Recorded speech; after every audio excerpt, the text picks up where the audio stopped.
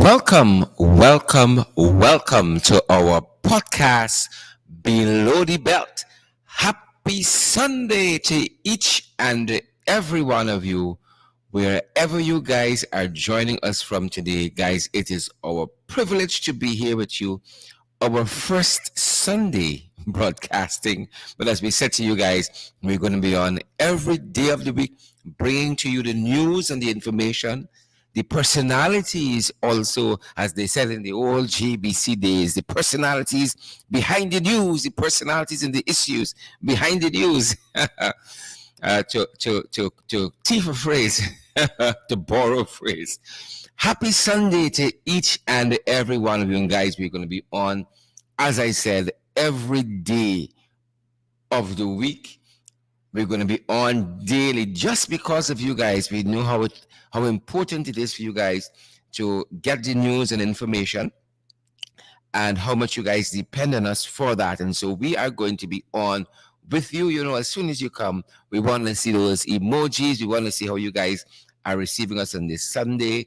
We want to see those shares as well. Great to see so many of you out on social media this Sunday. Narayan B. Pat is the first on YouTube.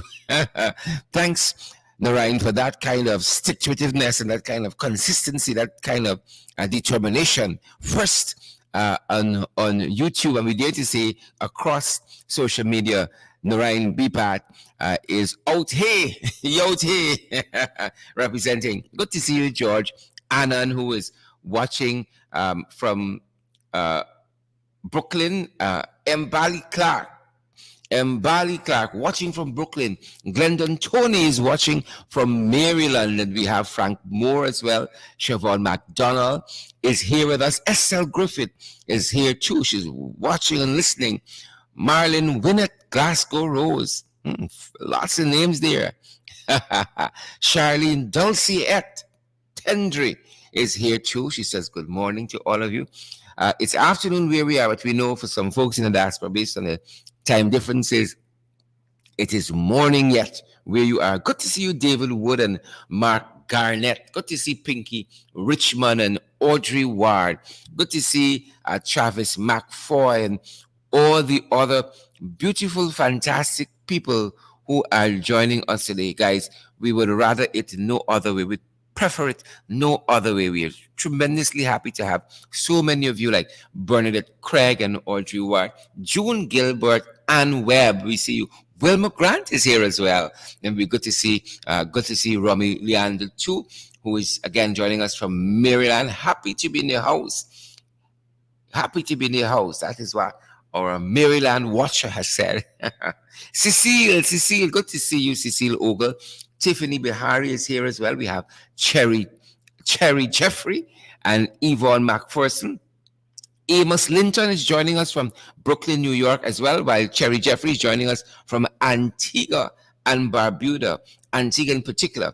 We have Rensford Morgan joining us from London, and we have Dolores Lynch, Gloria Chester from Diamond, joining us from Diamond. We have Vanessa Ward Dean as well is here with us. And we have lots of other folks who are joining. Michaela Webster is here. Dishon Alexander. You see, folks, why we call it an international podcast? We just want use words for the sake of using words. But guys, it's our privilege to be here. We're continuing our discussion from yesterday. Prospects for 2022. Political prospects for 2022. And today we're going to be having with us Tabitha Sorabo Haley, who's going to join us a little later on in the program. Tabitha is tying up some morning rituals, some Sunday morning rituals. And we have with us as well Elson Lowe. Tabitha is a member of parliament, and Elson Lowe is a practicing economist by training and practice. And we're privileged to have him. Alia Waldron is here. And Alia is reminding us of our theme for this year, Pace and Power in 2022. Neville Baggart, we see you there as well. Guys, how is the Sunday morning greeting you? How has Sunday morning been at your end? We trust you guys have had a really, really fantastic time thus far. I am not in a lunch mode as yet, even though it's a little after 12. And, folks, really and truly, everybody has lunch these days whenever they want to during the course of the morning. Soon as my wife finished cooking in the morning, it was 9 o'clock or 10, I have a lunch. Try with that. But it's good. It's good to see all of you. And we know that you guys do lunch your way. But currently in studio, I'm having a cup of hot chocolate. And I was listening to Nora Jones before we came on live, and just kind of easing out of the morning with some Nora Jones. And one song in particular Nora Jones has that always gets to me is "What Am I to You?" What am I to you? And guys, what are you listening to this Sunday morning? I know some of you are going to be listening to some gospel. Some folks like some old soul and Sunday morning. What kind of music do you people listen to out there on a Sunday morning? And some old soul, some old R&B. Some people say some what we call oldies. Sunday morning, but that's how people like to do it. You're doing your chores, you're doing your work. You may have had a busy week and not done anything around the house, so people use Sunday morning, where I'm from, to kind of tidy up and so forth. What are you guys listening to? Cycling Earl, Cycling Earl is asking us about our digital cash platform Zelle. We're gonna have that soon. So we really, really hope that you guys have found some. Guys, you can't always be wound up tightly. You got to find some way in which you unwind, some way in which you relax. Tessa Isaacs Graves Andy says she was watching. Is it watching To Serve With Love, or you were listening to the soundtrack To Serve With Love? It's a beautiful film, old film, and the soundtrack is equally beautiful. That's coming from Tessa Isaacs Graves Andy. So guys, we hope you guys got some good music to listen to. Earl, Cycling Earl says that she listens to a lot of. She says my old school is Lost Souls of the 80s. An old soul. Oldies of the 80s, Lost Souls of the 80s, guys. So find some good music. Find some good music to listen to. Guys, we're going to have the Zelle app. I know see some of you are mentioning that. We're going to be using that. I hope when we start using it, you'll come on board and partner with us. But we're going to have that shortly. Good to see folks like Sunil Khan and Carly Hendy, Braffett. Guys, some of the information that we are following. Good to see you, Paul, 63. Mind you, I ain't sharing none of my hot chocolate with y'all. No beams. As we used to say, no beams. For those of you who are really old school, no beams. Some of the things we're following just before we have our guests join us. We are, one of the things we saw last week is the Guyana Police Force dedicating a ablution area to the former Region 3 Commander E. Watts, Mr. E. Watts, and the ablution area is a toilet facility, and we found this kind of hilarious because, what is your legacy that when you have left, people name a toilet after you, this country needs, this country needs a confusion powder. So, I'm looking at the photograph of this ablution area, these toilets, 4 toilets, I think it might be in Region 3 as well, that were dedicated to Commander E. Watts. What a legacy. What a legacy. And the post on social media where we picked this up from, the person who posted it says, the jokes write themselves in Guyana, I swear. The jokes write themselves. Right? Write themselves. And again, what a legacy you have when a toilet facility is named after you. At the top of the toilet facility has the words, Commander E. Watts Ablution Facility. Very, very interesting, guys. We're also following this fire at the Georgetown Hospital. The fires of the PPP. The fires of the PPP. And a week doesn't go by.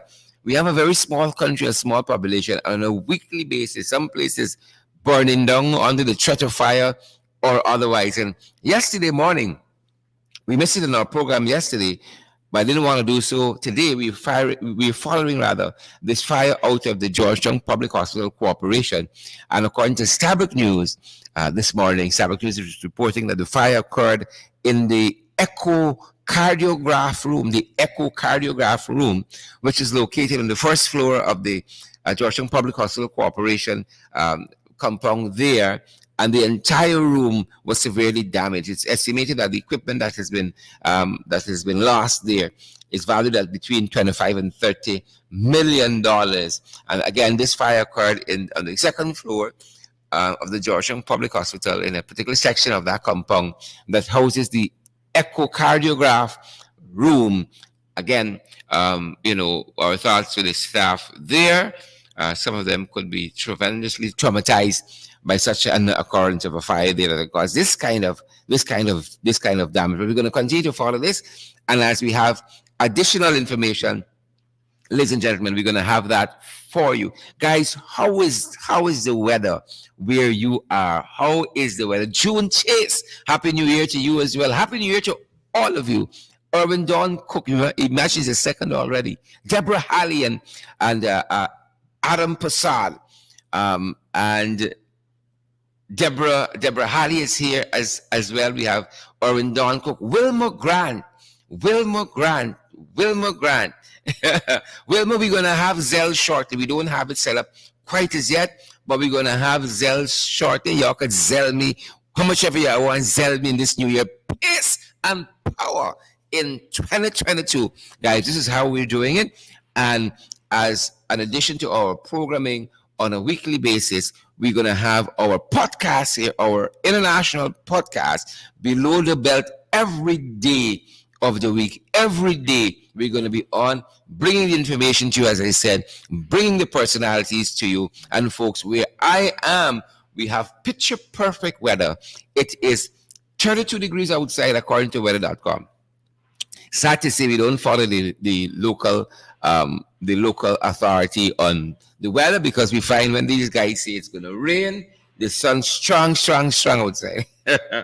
And when it says it's going to be sunny, it's rain. Right? Just because we don't follow GPL. When GPL says lights, it's cascading shutdowns. Right? Accumulation of darkness. So much for the meteorological office. Same thing. When they say rain is sun is rain. So we ain't paying attention to them. According to weather.com, it's 29 degrees outside. And as the afternoon picks up, there's a 31% chance of rain. Guys, have you been outside? Have you been outside? I took a long drive this morning to Parika Market. And we had breakfast there at Parika Market, myself and some members of my family. We had a beautiful morning outside at Parika Market. Walked through the market, picked up some items, patronized the folks there. Shout out to all the ringsiders at Parika Market there. Everywhere we turn, in the ring, hold your ring. Things tight. Folks, we thank you so much for the support. Neil Butcher says it's rainy and cold in New Jersey. Nell Butcher, rather, says it's rainy and cold in New Jersey.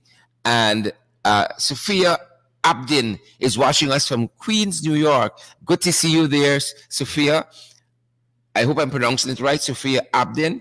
And Carla Washington says she has hot sun wherever she is. Carla, where are you joining us from? Nonetheless, good to see all of you folks. Lauren Stahl says it's a second rainy day with snow upcoming. Lauren, where are you joining us from? Lauren has to be somewhere in the United States of America or perhaps in Canada. She says it's a second day of rain and with snow upcoming. Guys, we're going to have as folks are asking me in the comment section, we're going to have Zelle available to us. We have Cash App at the moment. As you know, it's a $ in the ring 592. It's a $ in the ring 592, our Cash App handle. We're available via PayPal as well. Our PayPal address is in the ring 592 at gmail.com. In the ring 592 at gmail.com. And we're available via the local Cash App. You know, we're hosting our podcast from the national capital city of Georgetown here in Guyana. And the local Cash App is the MMG system out of our phone company, GT&T. And our number there is 627-6963. And guys, we're also available via Western Union. We're available via MoneyGram as well. And folks, we ask for people to come and partner with us.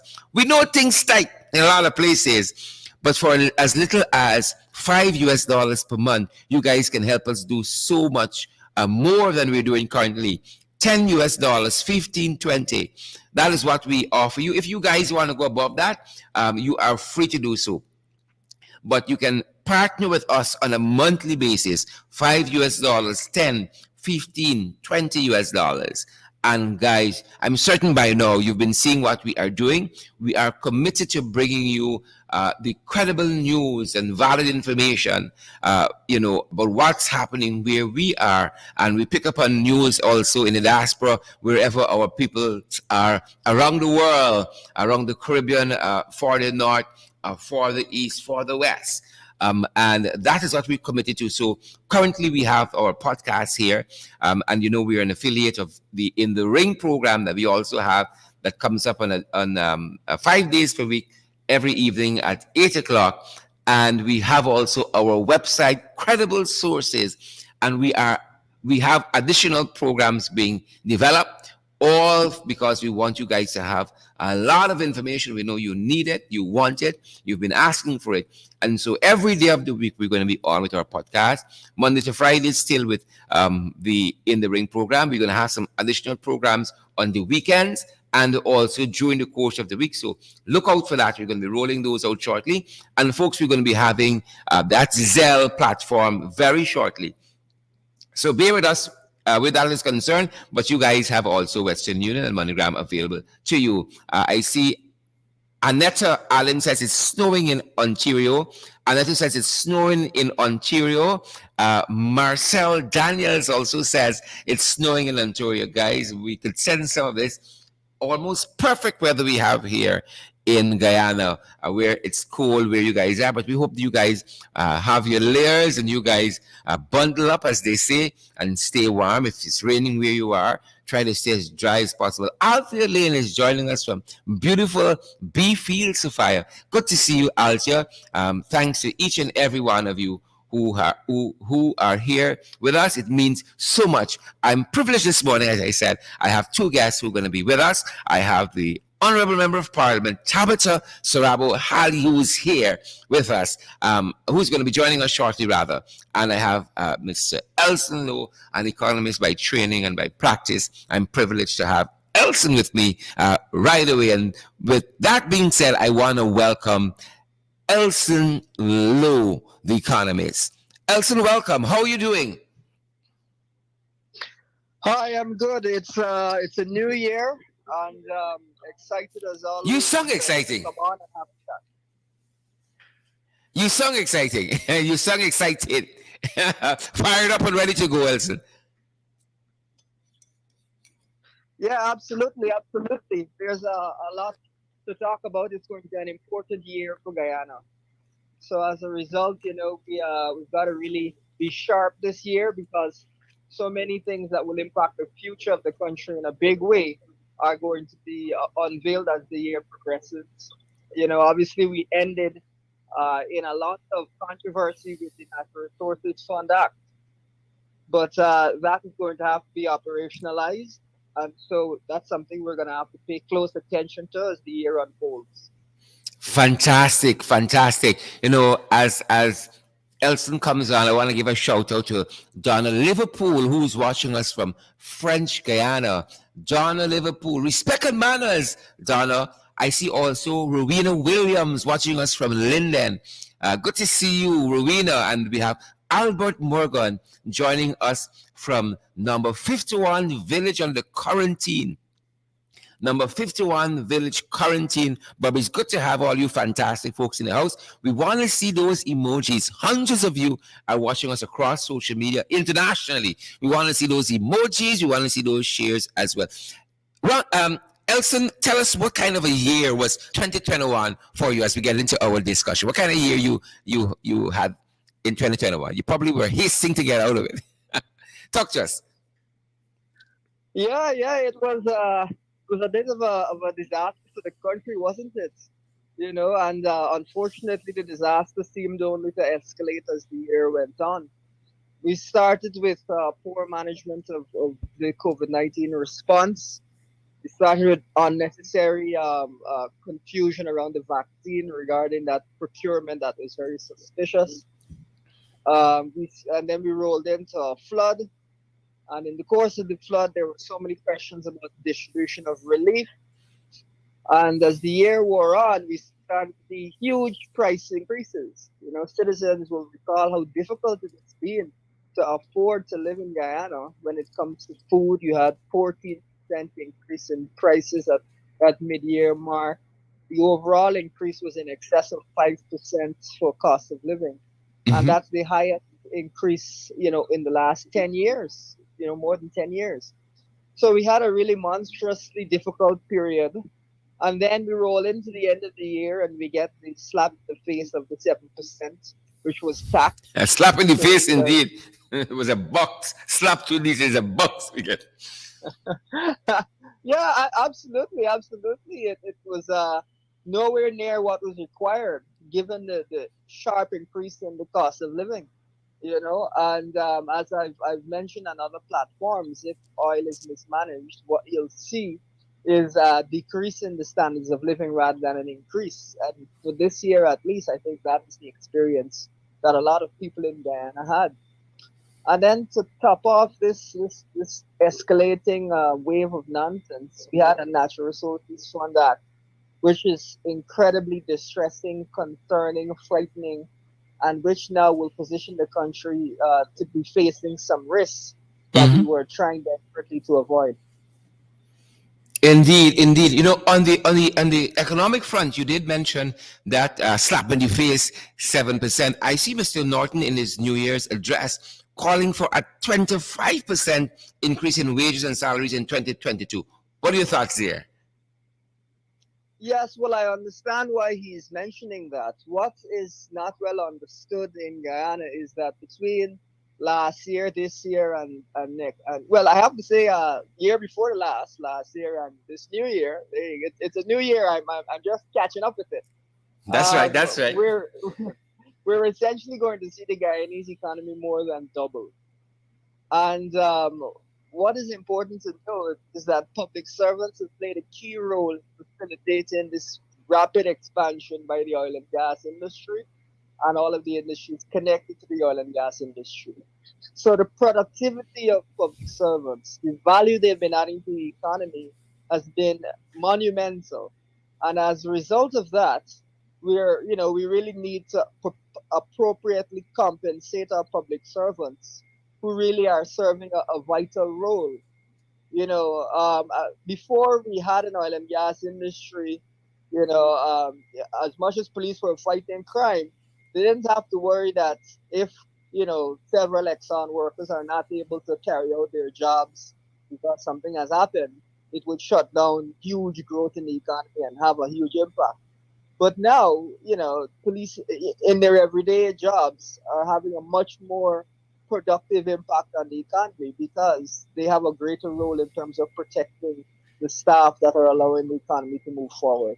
So that's just one example of public servants. But even setting up businesses, so many businesses have had to be set up downstream of the oil economy, connected to the oil Mm-hmm. economy. Mm-hmm. And public servants are the people who help to facilitate those businesses to be set up in an efficient manner so that we can actually move the economy forward. So it is very appropriate for them to have a substantial raise because they're having a big impact on our economy.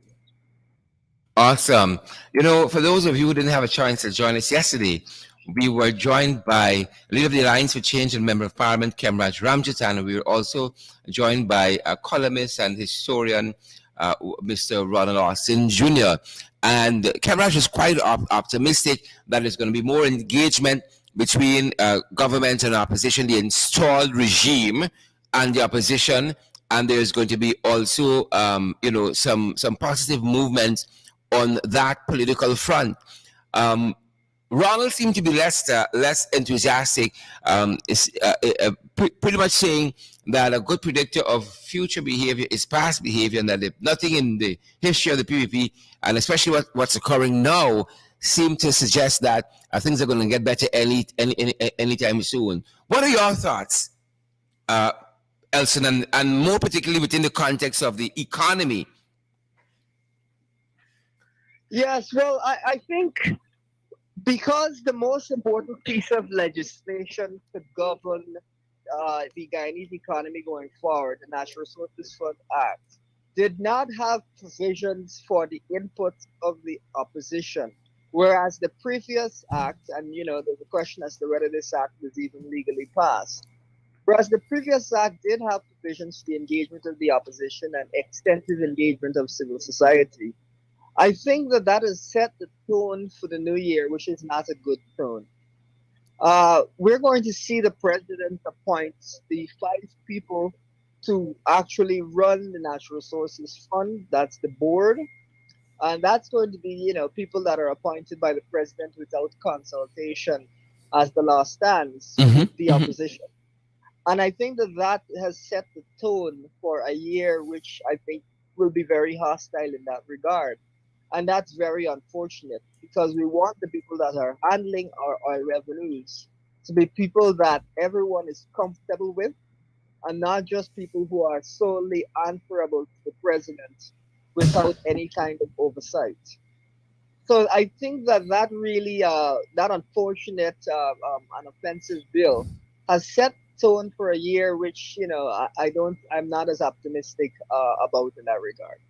And I don't think that you are alone in that, because quite a few commentators on social media, and whether it's ordinary citizens or people who are versed in on these issue, I like what I'm hearing, I like what I'm seeing, and I dare say some of the PPP's own supporters have now given up on them. They don't like this return to pre 2015 that the PP seems destined to take us back as against forward.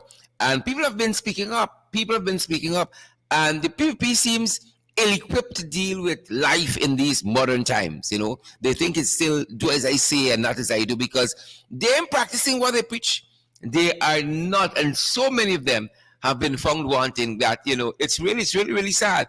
Um, they're going to be coming with with a new budget shortly, and I think nobody really expecting any surprises there.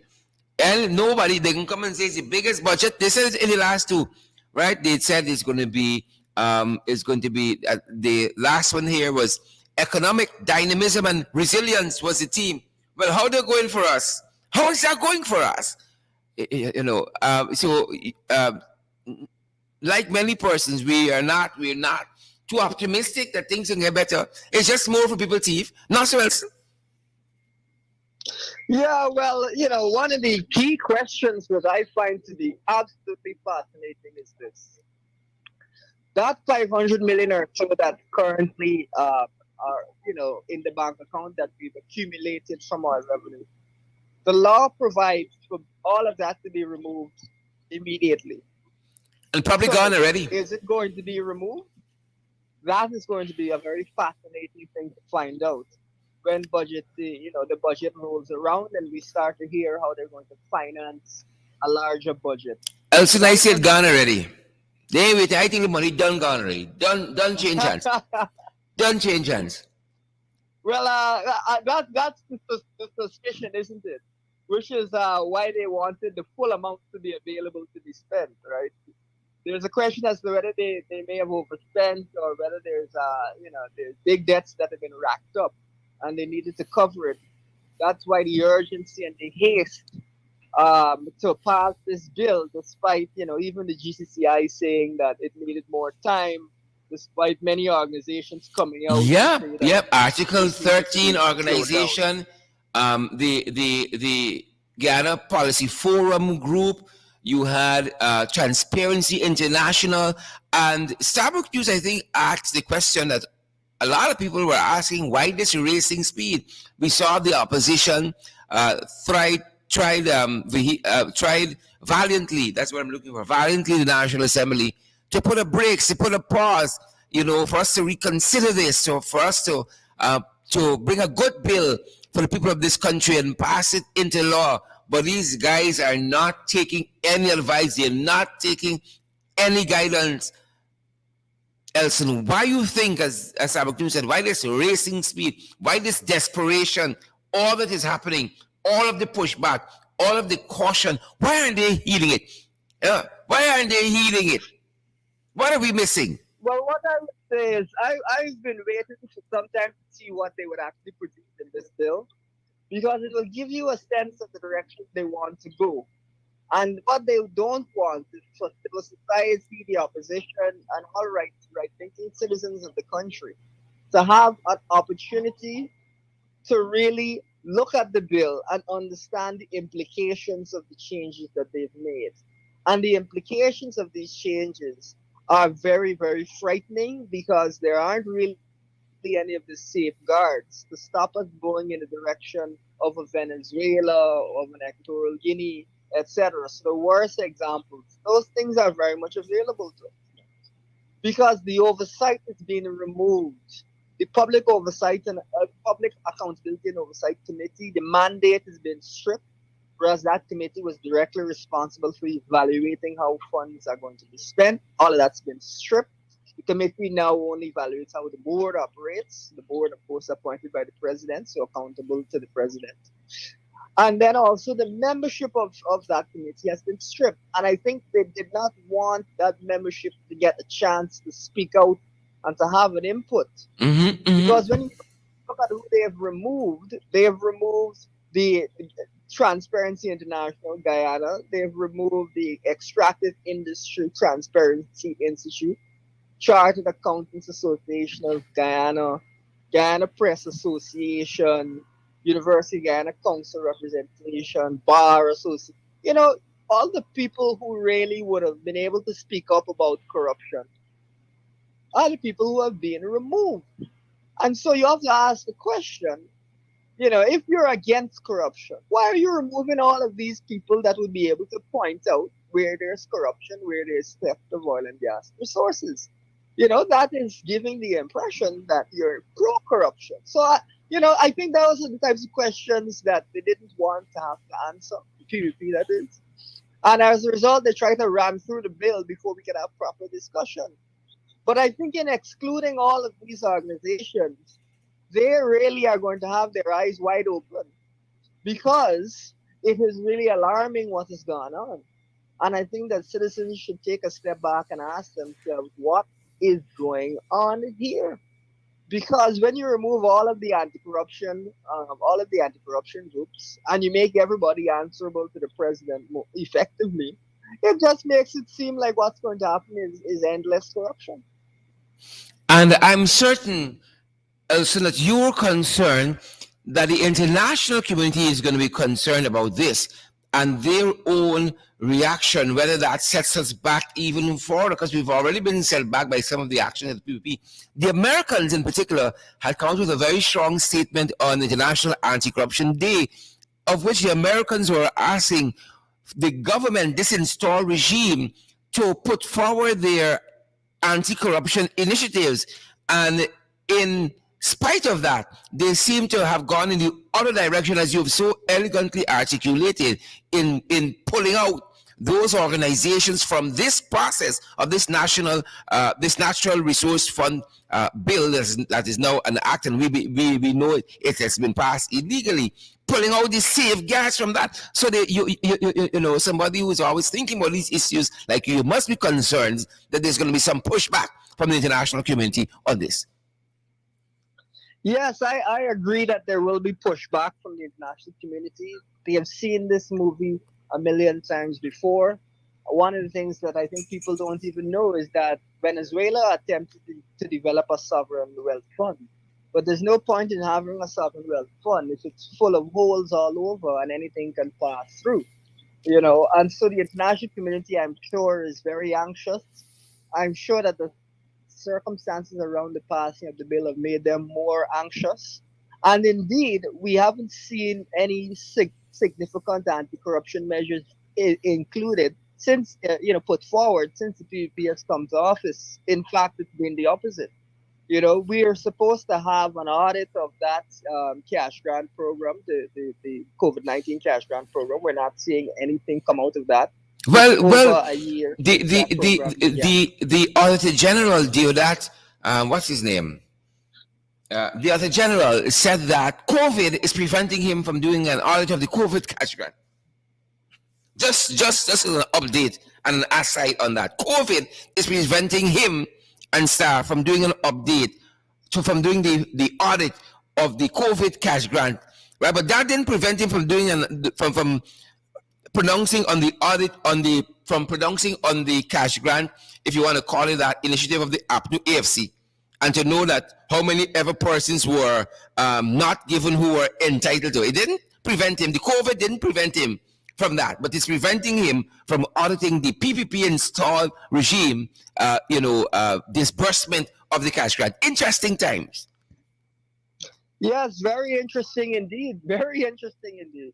And as I've mentioned in previous programs, I think about 1.5 billion might be not accounted for, which is why we need that audit to find out what is going on. Because the amount of money that was requested implies a far higher population than UN statistics and the 2012 census will imply. So there's a lot of money there floating around. We don't know where that money is gone, and we need to have an account for it so that we are more comfortable as a society with what went on there. But that's a pattern that I think is repeated all over. When you look at the Public Procurement Commission, which has not been properly reactivated, which was allowed to lapse, and that is in charge of ensuring that procurement in this country happens in the way that it should happen. You've got a lot of allegations now of various contracts that were awarded in violation of the Procurement Act or of tender board regulations, which again is a red flag for corruption. And on top of all of that, we're now going to have the safeguards against corruption in the Natural Resources Fund, in the bill that's actually controlling our oil revenues, removed. And so, I find it difficult for the PvP to say that they're anti-corruption. I think the PvP is pro-corruption, and they should come out and say that is their stance and that's their belief. Because I don't see any evidence they're anti. All I see is evidence they're pro. Excellent. Folks who are now joining us, you are tuned into the podcast Below the Belt, or international podcast. We just got podcast. International. We big. We out here in 2022, guys. And I'm your host, Sherry Duncan. We have with us today the young and vibrant economist by practice and training, young Elson Lowe. We will have joining us shortly, Tabitha Strabo. Harley, she did say to me just now via message that she's going to be a couple seconds late, and we're still expecting her. And we're discussing political prospects for 2022. Political prospects for 2022. I want to zero in something as I said early on, and we invite you guys to share the live podcast. We invite you guys that we want to see those emojis as well. So smash that emoji button. Let's see what's happening where you guys are. Tremendously privileged to have each and every one of you. But Alison started talking about some of the safeguards that have been broken down in this process of the Natural Resources Fund Act of 2021. And what is so striking as well?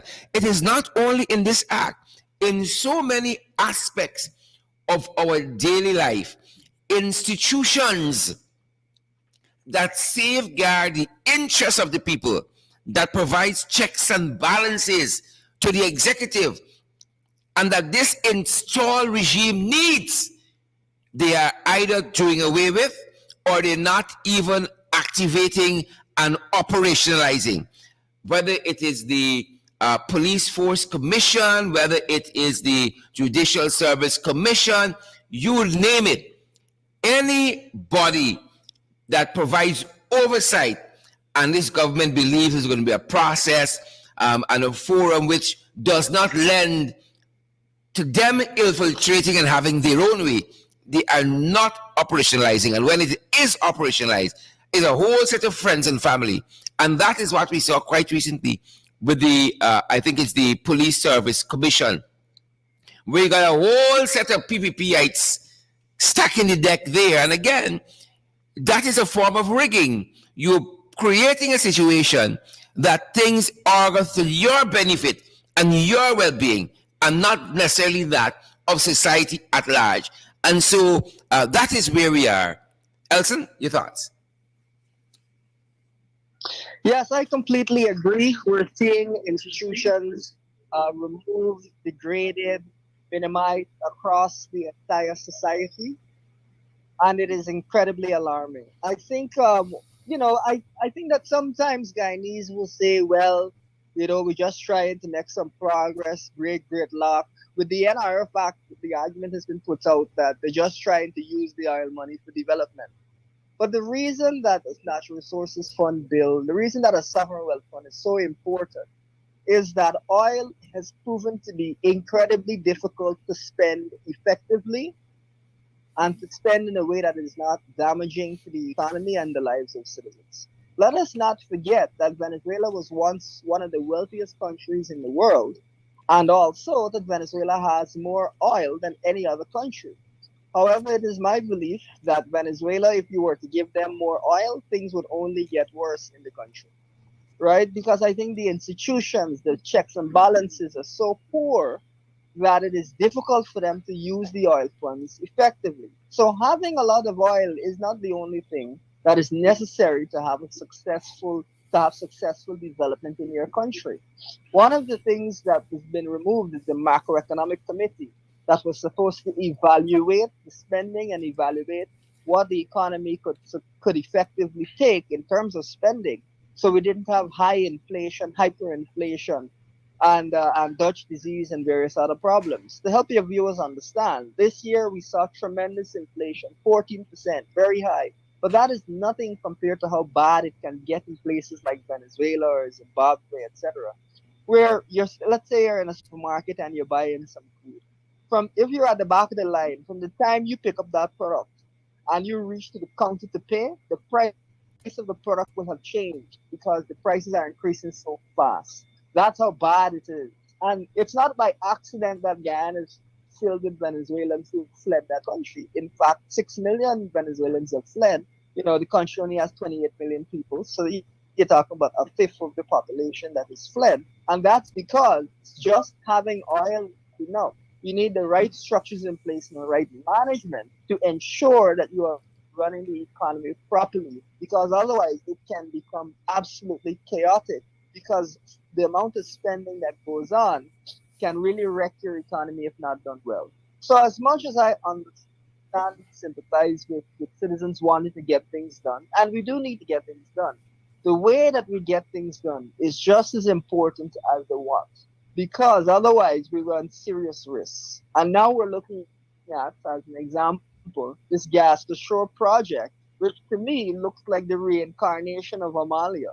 And it just And we makes know me how more that and went. more worried as time has gone We on. know that went. Yes, and we can chat a bit about that if you're minded to share.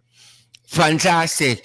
Folks, we are privileged now to be joined by Member of Parliament Tabitha Sarabo Haley as we discuss political prospects for 2022. And this is part two of our discussion we started yesterday. Tabitha, you were the point of the discussion where we're talking about the breakdown of the safeguards in our society while the PPP seek to run rampant, but we can put a stop to them. Tabitha, welcome. Good afternoon, Sarah. Good afternoon, Elson. Good afternoon to viewers. Happy New Year to all of you. I feel as well. At a Sunday in church, it's a bit late to the program, and I was listening on my way home, so it's We hope you prayed for very us at difficult. church. And you prayed for this nation too. Always, we Fantastic. need a lot of prayers. Plenty, plenty. Talk to us, Tabby. All right. I've been listening. I think as your show, the topic political prospects for 2022. I think we need to take a lot of things into consideration. The current status of the regime, what they have shown us over the 60 months since they've been in office, and what they did prior to 2015. That would help us to determine what exactly the agenda would be this year. and also how it is we should respond to it so that we curtail as much of the negatives, and also inform the entire society of the atrocities that I'm quite sure will come, and then determine our way forward. You see, Shara, the dealing with the guardrails, but the reality is that we've seen over the last 16 months should suggest to us that there's nothing positive to come. What we will get is um, like every 6 months we know there's going to be rainfall. Um, they will not spend the time to ensure that there is proper drainage. But what we'll get is every 6 months there'll be more hamper shared out and more need for some more cash grants. So everybody likes an extra dollar, but will not be doing what's necessary so that people's lives are improved. And after the hampers are done, we will still have to go to the market where there's inflation, where food prices will continuously increase, and the monies in our pocket will be worth less, and we'll have a hard time getting through month by month. I don't see a lot of that changing based upon even what happened in the National Assembly last week. Because the reality is the opposition was buttressed by the fact that it was almost everyone except private education, because they have to go where they put their mouths, right? They have to wherever the soup is. But outside of it, everybody else was saying, hold on, let's take a minute to figure out what is going on there. And the PPP regime decided they don't need to listen to anyone. They don't need to listen to the citizens. They don't need to listen to the opposition. They don't need to listen to all of these civil society organizations. They can just do whatever it is they so desire, whether it's in the best interest of the country or not. And that alone would tell us exactly what we should expect, I believe, for the next year. So there's not a whole lot of positives that I expect, but I on the other side that the people have to keep themselves informed, and at the right time show that we will not accept what is being dished out to us, because we deserve better. We deserve better indeed. And you know, this catfishing store regime, they've been talking about one Guyana that has been reduced to a little spot on Main Street. And you know, the pundits and the commentators have been saying repeatedly now that Irfan Ali, as head of this installed regime, talks a good talk, but in practice, my God, very, very poor, very, very deficient. As Starbuck News said of this last piece of legislation that they illegally passed in the National Assembly, said the Natural Resource Fund bill was gravely deficient. He talks a good talk, but it doesn't seem we're going to get anywhere close to that one Guyana, if you even want to call it as a vision, because the only thing seems to be part of this thing is some corridor of unity and a ministry of happiness. I don't know.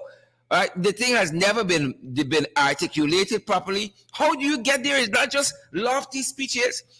You know, we understand in this political business that you campaign in poetry, they say, but you govern in prose. These guys governing with confusion powder. Nothing close to prose nor poetry. Your thoughts? Are we heading towards a one Guyana or a divisive Guyana under them? Sharad, you see, the reality is that they have not realized that we're in a era. I don't think they have quite grasped. They used it for the elections, the social media and so, but I don't think they have yet grasped the new era in which we are living in, because their ability to speak like in the 1950s and so, when it's only you on the radio and so whatever you say everybody has to believe because there's no counter thought, no counter discussion happening, that we're no longer in that era. And as soon as you say something, people can just go on their phones, go on their tablets, go on their computer and just type in a couple of words and see whether or not you're telling the truth or you're lying. And so it's as if they have not come to grasp with that. And so they are still in a 1950s political mindset where those things are concerned, but the rest of society has moved on. And everyone knows that they're lying. Everyone knows that they're about themselves.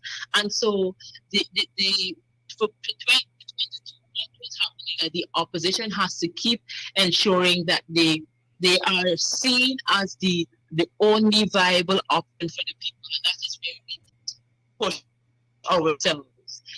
There were a lot of complaints of what happened when we were in office between 2015 to 2020.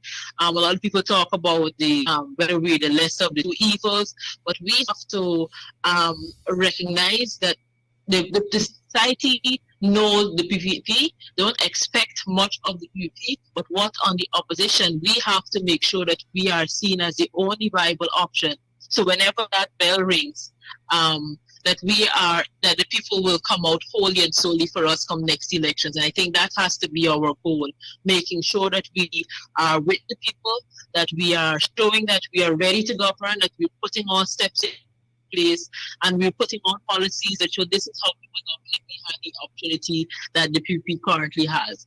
And so I think the Natural Resource Fund 2019 was a good indication of where we wanted to go. And people may not have read it then, but because of what PP did on last Wednesday, people are getting a chance to read what we did and compare it to what it is that PP has put us in. And they're now seeing the difference and seeing why it is that what we had was so much more superior than what it is that they introduced to the population. And so that is what we need to continue to do, because the future are going to keep digging holes for themselves. And the Guyanese people don't expect much from them. So we need to just make sure that we're on the right track. Well, I am not against them digging holes for themselves. I can tell you that. I'm not against that. There's an adage in politics: when you see your enemy defeating himself, you just left me. Elson. Yes, absolutely. I think you're quoting Napoleon there. In my own Never crude way. interrupt an enemy in the process of making a mistake. Honestly, that's.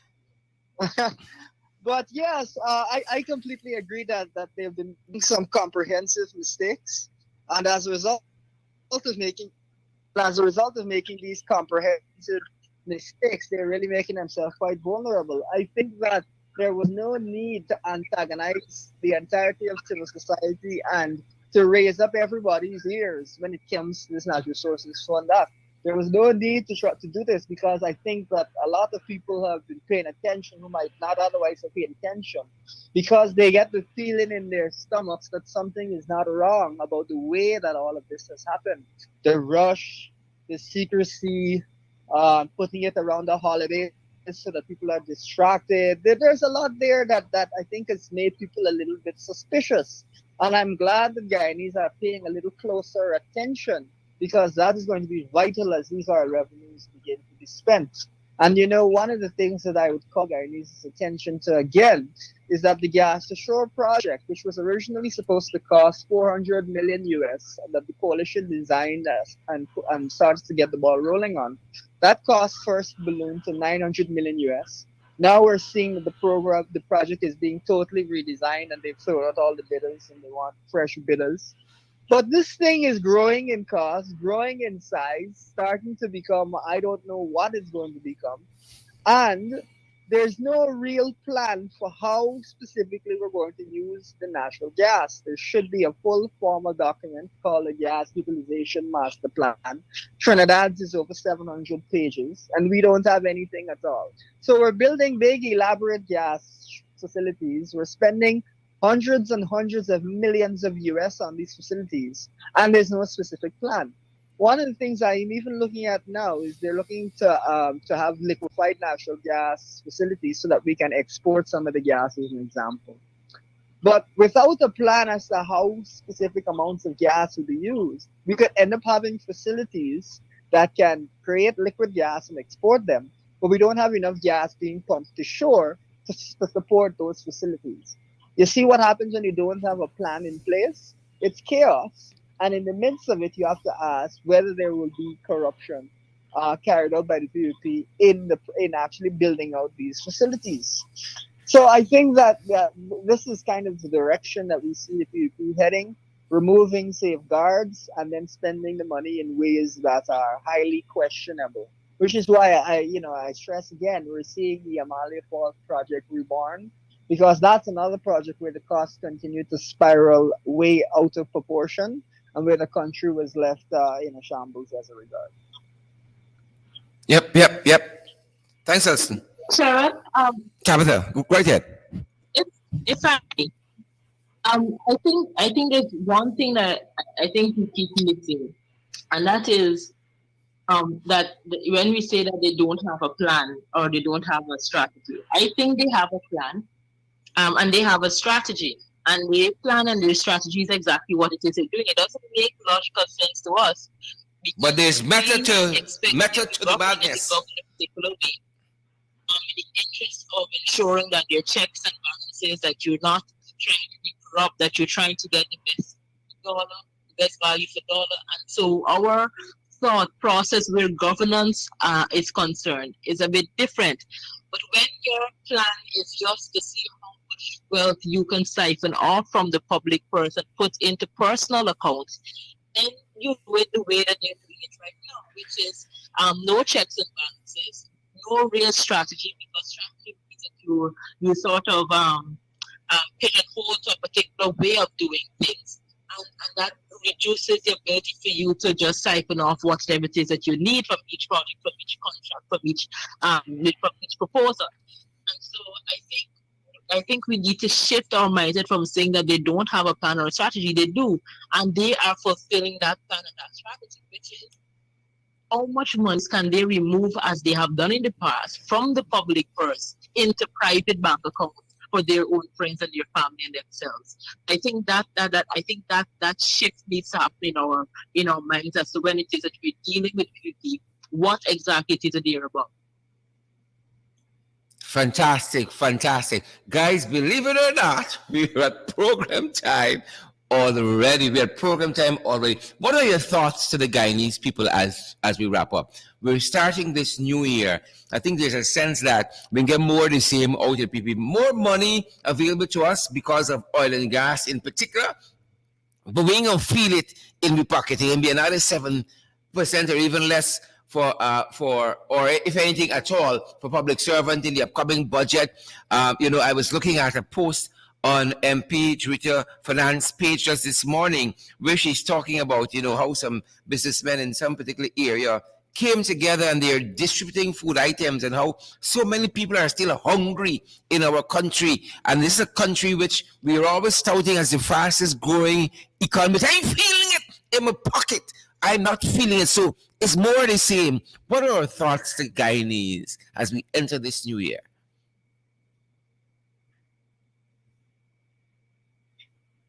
Well, Sharon, what I would say is that I think that as fast as Guyana has been growing, we've been seeing inequality in the country grow.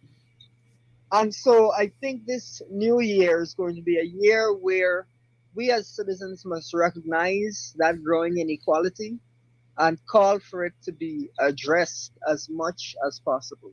Whether that is through public servant salaries being increased, whether that is through us seeing better public services provided and more relief to those who need it. But Mm-hmm. ultimately, we cannot allow inequality in the country to grow at such a huge pace and not address it because we'll see living standards fall rather than rise as a result of oil, which is the opposite of what it is that we want to see in this country. So I think we have to have that at the back of our minds. I think also that now that we're going to see the actual operationalization of the Natural Resources Fund Act, we need to scrutinize closely who is going to be put on that board.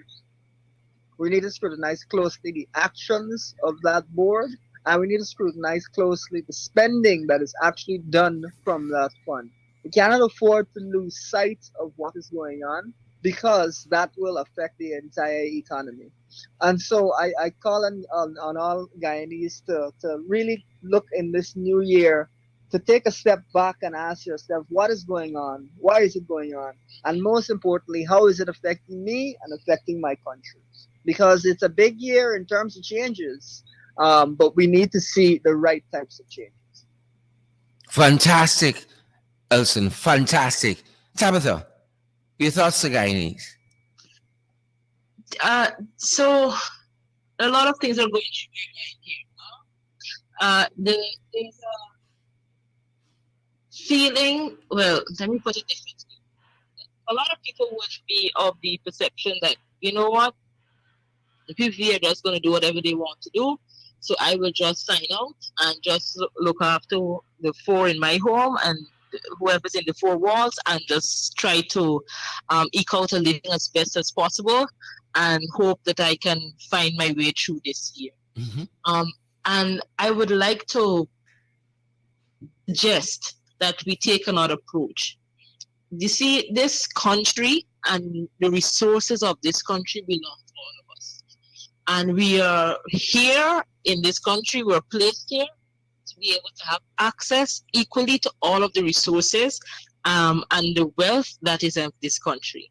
And no one grouping or one individual should have the ability to be in total control and determine alone who gets what, when, where, and how. I would like to suggest that Guyanese keep themselves informed over the year, keep, and speak out in any way and shape that you can. You may only be able to do it on social media under an alias name because you may be in a public service job and so you don't want to get fired. We understand that. You may be able to write letters in the newspaper because that is what you can do. You wrote writing, we need to do that.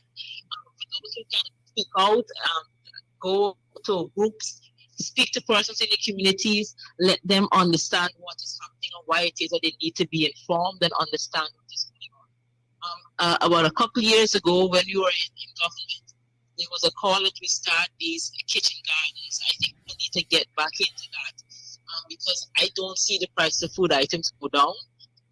They rarely do, and so we need to be able to feed ourselves and our families as much as we can during this period. I think it's going to be a bit of a rough stretch this year, but I think people need to stay on top of it. I think as a society, we need to be able to when the rough times come, be able to ride through it, but ride through it more informed. So when the time comes to make the decisions, or when a call comes, we know how to answer it because we know what it is that we're fighting for and what it is that we're fighting against. Because if we don't, then and we allow it to continue, then we will be on the side of the fence, begging for bread, and the other people will be living lush lives, and we will just be seeing them on the side of the road. And so we cannot allow that to happen for ourselves or our future generations. And so I would like to suggest to our Guyanese people to keep informed and do what you can to stay healthy. Do what you can to stay to ensure that there's food on your table and to keep informed as it is that we move forward in this year. The PP is not going to go away without a fight, but we have to make sure that we're doing all that we need to do so when the fighting time comes, that we're ready for it. Fantastic, fantastic, guys! It's been my privilege. I wish we didn't have to stop here, but we have to. That's how things go. We promised folks an hour of discussion, and we want to stick to that. But it's been my privilege having you guys being part of this fascinating discussion on political prospects for 2022. It's part two of our discussion. We started it yesterday, and we're going to have another two guests on tomorrow as well, guys. Tomorrow is a new week. New week, first week in the new year. But it's great to have a member of parliament, Tabitha Sarabo Haley, and good to have as well economist Elson Lowe with us discussing this myriad issues, intricate, nuanced issues, guys. And we cannot by any means exhaust it in an hour period. And we're going to be talking about these issues more and more and challenging the powers that be, illegal and installed as they are. We're going to be challenging them throughout this year. Pace and power for 2022. Guys, thanks for being with us and spending this time below the belt. Thank you for having us. And Happy New Year to you. Thank you, guys. Happy New Year to you guys as well. Folks, that's our time today. Again, tremendously privileged that we have and that we have had with us Member of Parliament Tabitha Sarabo Haley and Elson Lowe, the young and upcoming, sprightly, energetic economist. Elson Lowe, guys. And thanks to you guys. You know, we always say, it's y'all. We sound like real guys. It's y'all make this program what it is. Cecile Ogle and Roy Garraway, Colin Davison. We see Carla Washington is here with us as well, and Gloria Pod. Adam Passad, we see you. Good to see you, Siobhan McDonald. Guys, why don't you share the live stream before you go? We want to see those emojis as well. Hundreds of you are watching us this Sunday afternoon, and we're tremendously privileged to have each and every one of you. Whether you're joining us on Twitter, you're joining us on Facebook, Meta the Blue app, whether you're joining us on the YouTube, guys, why don't you share the link, share the live stream if you're on YouTube? And we want to see those emojis as well. Guys, rest this afternoon, relax, spend some time with family, enjoy it, finish the weekend on a high note, on a very high note. Great to see each and every one of you. Gloria Mingo Byrne, good to see you. Pinky Richmond, good to see you. Alex Boom, Karen Clark, good to see each and every one of you guys. That's been our program for today. Thanks for joining us below the belt. On Monday, tomorrow, we're back in the ring at 8 p.m. But we have another podcast tomorrow before we get into the ring in the evening. Guys, you make this program. If you think it's special, it's because they are. If you think it has any value, and hopefully that's why you tune in day after day, lunch hour after lunch hour, guys, it's because you guys show up here time and again. Hope you guys enjoy lunch. Good to see you, Colleen Sierra Andrews and Quasi Moffat. Good to see you, Rami Leander. Thanks for joining the podcast, Glennis Mingleborn. All you fantastic, beautiful folks, do have a great rest of the day. That's our program for today. Stay safe, guys. Stay safe out there. Stay safe. We love all of you.